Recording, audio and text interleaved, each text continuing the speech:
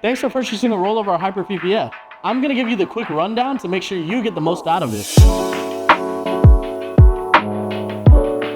For the most part, it installs just like regular vinyl, but there's some things you got to keep in mind. It's going to come with a bottle of our panel press spray.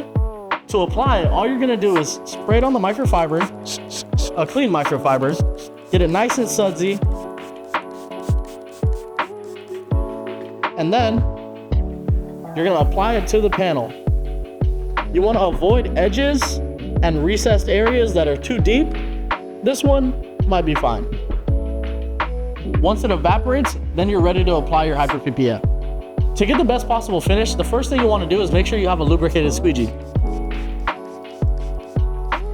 A lubricated squeegee is going to prevent friction, allowing you to glide across the surface without digging in, creating glue lines. The next thing is to leave a path for air to escape. I hold the film at a parallel angle with light tension, that way you can squeegee all the air out. All of the techniques to avoid glue lines is in our vinyl installation videos. When it comes to the Hyper PPF, it's even more important. Make sure you watch those videos. Beyond the common things, beware of the heat and humidity inside of your shop. If it's very humid, we recommend for you to get a dehumidifier. If you're having trouble avoiding glue lines, or you're able to install wet PPF, you can use water underneath the film to help with positioning. If you have any questions or concerns, you can hit us up on Discord before you finish up your install. That way we can help you get a successful job.